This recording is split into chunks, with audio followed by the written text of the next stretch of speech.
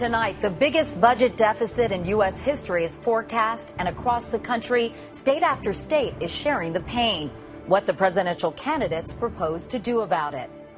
I'm Katie Couric. Also tonight, a CBS News investigation.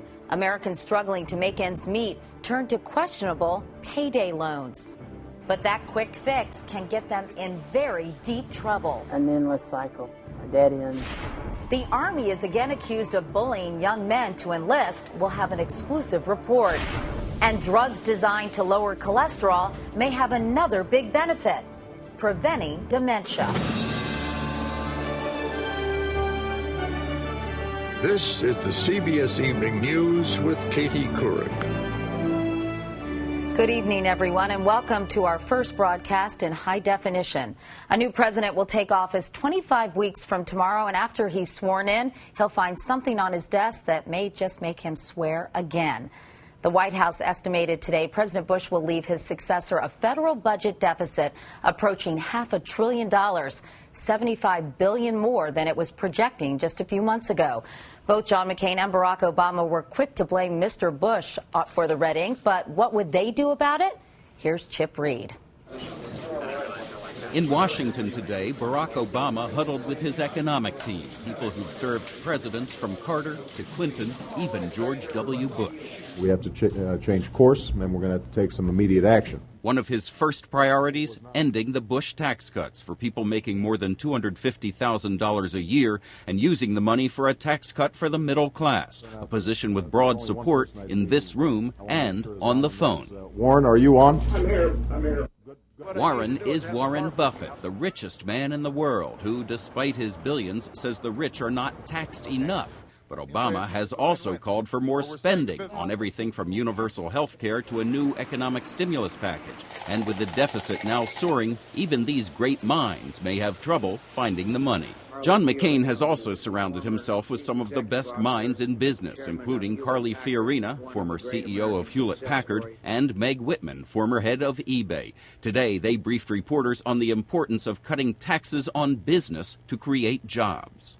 Small business is the engine of growth in this economy. McCain says he'll balance the budget by the end of his first term, but critics wonder how that's possible, given his support for extending all of the Bush tax cuts.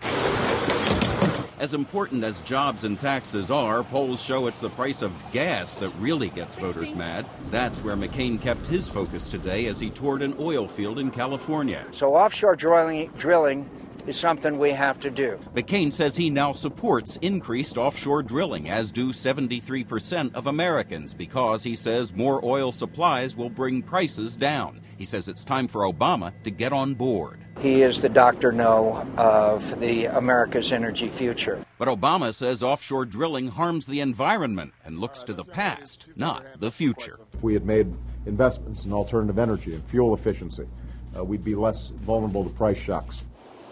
So from gas prices to the housing crisis to the deficit, there are now so many economic challenges confronting the nation that, as one key senator put it today, whoever is the next president will have a very, very sobering first week. Katie? Chip Reed on Capitol Hill. Chip, thank you. There is, by the way, some positive news in today's White House report. It predicts economic growth will pick up at least a bit from 1.6% this year to 2.2% next year. As Sandra Hughes reports, that cannot happen soon enough for states all over America hit hard by the slumping economy and stock market. Wall Street workers are worried about losing 20% of their bonuses. Just the general disposition is kind of dismal right now on the street, I would say. And Wall Street's worries are sounding all the way to New York State House, where almost a quarter of the state budget comes from the financial sector. Tomorrow, the governor is expected to warn of a major budget crisis as the state prepares to lose $1.7 billion in tax dollars from Wall Street. On the other coast, the crisis is just as severe. Workers are protesting California's governor's plan to slash more than 200,000 state jobs to minimum wage. He's battling with the legislature over that state's shrinking budget. If he wants to take the legislature on, take him on. But you don't play chicken with working people's lives. According to a new report, many states face similar financial hardships. The survey forecasts a nationwide budget shortfall of more than $40 billion, 3 times as large as last year's. 22 states are reporting sales taxes that are below forecasts. 16 states had a shortfall in corporate income taxes, and in 10 states, personal income tax fell short. I think we can look directly to the decline in the housing market as a principal reason. In most states, as home values decline, so do property taxes. In states like California, where the foreclosure crisis is particularly acute, the budget gap is $17 billion. Already, fees are going up in California. At the UC and California State University systems, tuition has increased up to 10%. But those fees won't do it all. And since states, unlike the federal government, must balance their budgets, many will be forced to cut programs or people. Sandra Hughes, CBS News, Los Angeles. On the CBS News Money Watch, new concern about trouble in the credit and housing market since stock prices tumbling. The Dow lost more than 200 points. Turning now to those wildfires burning acre after acre in California and destroying everything in their paths. Flames are moving closer tonight to one of our most treasured national parks. Here's Bill Whitaker. These ridges, the western gateway to Yosemite National Park, look more like the gateway to hell. This wildfire has been raging out of control since Friday, burning more than 40 square miles, destroying 12 houses, 27 other structures. With 2,000 houses threatened, residents are being evacuated. Don't know where the fire is going to go. Depends on how the wind blows. But we want to be prepared. The wind is blowing. The temperature is hot. Conditions couldn't be worse. Embers that may fly over the road, we need to be cautious of that so we can get down there and put them out before it starts the canyon on fire. And that's what we're dealing with right now. Steep terrain, triple-digit temperatures. It's a definite firefight right now. Fueled by drought-dried brush that hasn't burned in 100 years. It's been a hellacious fire season in California. More than 2,000 fires have burned more than 1 million acres. Surveying the damage, President Bush promised millions in federal aid. And California needs it. Not only is the Telegraph fire near Yosemite out of control, so is spending. From June of last year to this June, California spent a record $391 million fighting wildfires. It's burned through $214 million just this month. The Telegraph fire near Yosemite is sending choking smoke and the cost to California taxpayers sky high. Bill Whitaker, CBS News, Los Angeles. Overseas, al-Qaeda in Iraq may be behind a coordinated attack in Baghdad today by 3 female suicide bombers. The target was a Shiite religious ceremony. More than 30 people were killed, many of them women and children. A separate suicide attack, also carried out by a woman, killed more than 20 people in northern Iraq. The wars in Iraq and Afghanistan have the U.S. military stretched thin, with many servicemen and women going back for multiple tours. That makes signing up new recruits even more critical. And an exclusive investigation by CBS affiliate KHOU in Houston reveals some recruiters have resorted to bullying tactics in order to keep their numbers up. David Martin at the Pentagon has the story. From NASCAR to bull riding, Army recruiters are pulling out all the stops to meet their quotas. But one recruiter was caught in a tape-recorded phone call doing it with threats. And guess what? You're AWOL, absence without leave. According to the report by CBS affiliate KHOU in Houston, Irving Gonzalez signed a non-binding contract that left him free to change his mind about joining the Army up to the moment he reported for basic training, which is exactly what he did. I'd rather just stay here, go to college. But listen to what his recruiter, Sergeant Glenn Marquette, told him would happen. As soon as you get pulled over for a speeding ticket, they're going to see that you're a deserter. Then they're going to apprehend you, take you to jail. So guess what? All that lovey-dovey, I want to go to college and all this, guess what? You just throw it out the window because you just screwed your life. Not only is none of that true, it also violates regulations against threatening recruits. 17-year-old Eric Martinez says he was told the same thing when he changed his mind. You can go to jail, put a warrant out for you, and you spend your time in jail instead of in the Army. Sergeant Marquette has been suspended from recruiting pending an investigation, and both young men have been told they are free to get on with their lives. But this is not the first time this particular recruiting station has been caught using unethical tactics. 3 years ago, KHOU overheard Sergeant Thomas Kelt leaving this threatening voicemail for a young man who wanted to cancel an appointment he'd made to meet with him. Fail to appear, and we'll have a warrant. Kelt did receive a reprimand, but he has since been promoted and put in charge of another Army recruiting station. David Martin, CBS News, the Pentagon. More than 55,000 calls in its first year, and more than 1,200 vets were pulled back from the brink of suicide. There is much more CBS News ahead, including cholesterol-lowering drugs. Can they help our minds as well as our hearts? We know more tonight about that scare in the air aboard a Qantas jetliner on Friday. Investigators say an exploded oxygen tank may have caused the 9-foot hole. They say one of the tanks used to provide emergency oxygen is missing. And some of the more than 300 passengers complained they couldn't get enough oxygen from their masks. The 747 en route from Hong Kong to Australia made a safe emergency landing in the Philippines. We want to go back now to the slow economy. It has a lot of people struggling with their own finances. About 2,600 Americans have been filing for bankruptcy every day. Others are turning to a financial quick fix called payday loans. They've now grown into a $59 billion industry.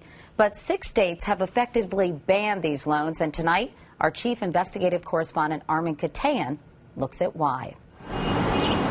Today, there are over 23,000 payday lending stores in the U.S., more than Starbucks and McDonald's combined, providing 19 million American households a quick way to make ends meet. Please borrow only what you feel comfortable paying back. A typical customer takes out about 8 payday loans a year, in essence, advances on their paychecks, with interest rates approaching 400% a year. For lower and middle class families with few financial options, such loans, even at that price, are a godsend. But folks like Mary Bates now see something else, a short-term solution turned long-term trap. An endless cycle, a dead end. I would advise anybody not to. For Bates, it all began with a $200 loan plus interest to fix her car. But after paying it off 2 weeks later, she couldn't afford to live on what was left. So she took out another loan, starting a 2-year cycle with a variety of payday lenders that ended up costing this single mother of two what she says was more than $1,500 in interest to essentially float a $200 loan. They're set there for people like me that live payday to payday. And then once you get in there, you can't get out. It's 15 to 20 minutes, you can walk out with cash in your hand. Terrence Gent is one of 8 former industry employees who spoke with CBS News.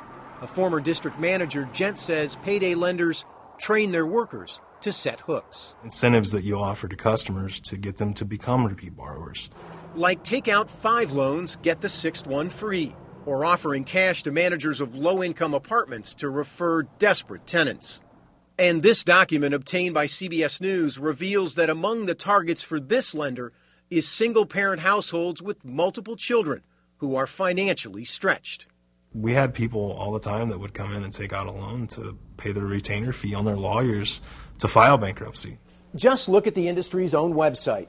We discovered that 2 of the customers profiled here actually declared bankruptcy, partly due to multiple loans from payday lenders. The service is very transparent. There's no fine print. There's no hidden fees. Did you know that 2 people on your website have subsequently declared bankruptcy, and they listed payday lenders as part of the reason that they were pushed over the edge? But I think you'd find that payday lenders would be a small percentage of whatever debt people have when they do declare bankruptcy. It's not the loan, Lindsay. It's the interest on the loan that we're talking about. What happens without the option of taking out a payday loan?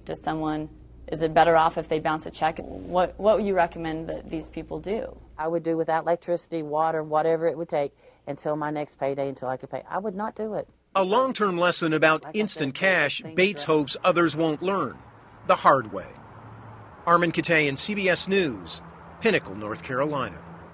And speaking of paydays, we learned today that the heads of 2 struggling mortgage giants got giant compensation last year, even though the companies posted huge losses. Fannie Mae's Daniel H. Mudd was given more than $14 million. So was his counterpart at Freddie Mac, Richard F. Siren. The 2 companies have lost a combined $11 billion since the housing bubble burst. When we come back, medications used for high cholesterol may have another benefit, preventing memory loss. In medical news, promising signs tonight that MRIs may help detect the early stages of Alzheimer's. Researchers have tweaked the scanners so they can now pick up small lesions in the brain that indicate the disease.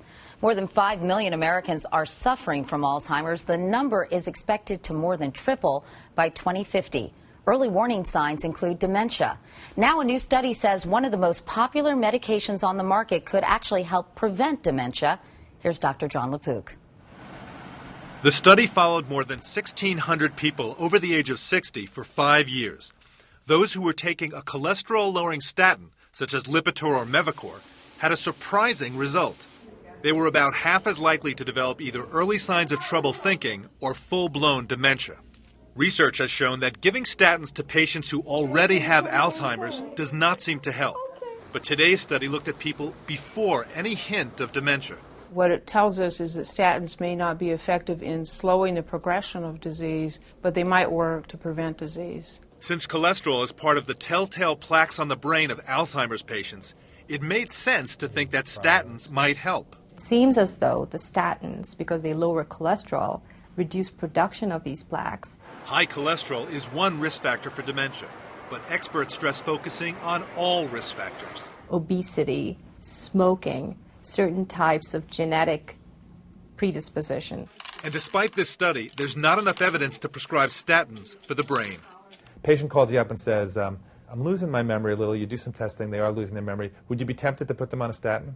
No. I think if they had high cholesterol, then absolutely, yes, that's a good time to put them on statins. But statins as a prevention for Alzheimer's is not indicated at this time. Lowering cholesterol that's too high does make sense, especially since, aside from Alzheimer's, hardening of the arteries is a major cause of dementia. And John, I heard what that doctor said. Nonetheless, I feel like I should be taking statins even if my cholesterol doesn't warrant it. So I definitely shouldn't, or other people like me? You know, Katie, we're not there yet. This is an early, interesting, provocative study, but it doesn't prove anything. We're going to need a lot more study. And what can people do right now to prevent Alzheimer's or dementia? Well, you know what's good for the heart is good for the head. So you want to exercise, get that blood flowing up to the noggin.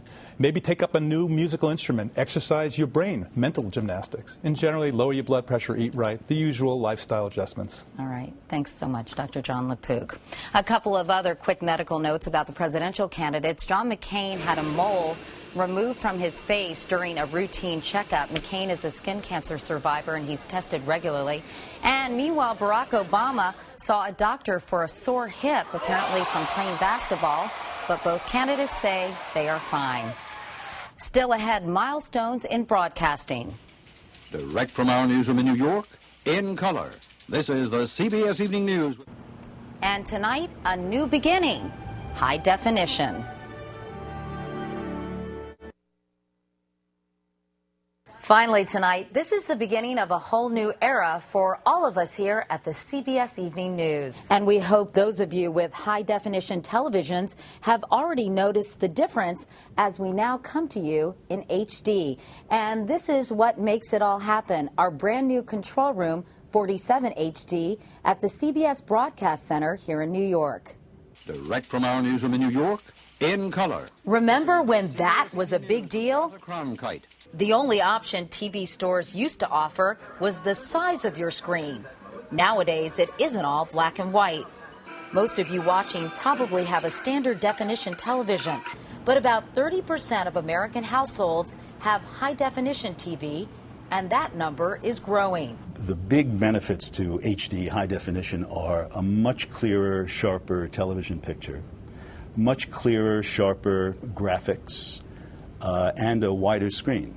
In geek speak, HD TV has twice the number of lines in the vertical resolution and almost 10 times the number of pixels. Simply put, that just means the picture is a whole lot clearer. And you'll see more of it. HD is a full third wider than standard television. Those annoying black bars disappear, and your window on the world gets a little bit wider. Clearly, we've come a long way since we went to color back in 1966. I've been here for the transition from black and white to color, from film to videotape, Couric, and now from standard definition to high definition. The most amazing one at all. I don't see how it can get any better than this. It's just amazing. And that is the CBS Evening News in color and high definition. It's so good you can almost see what I'm thinking, but not quite. I'm Katie Couric. Thank you for watching. I'll see you tomorrow. Good night.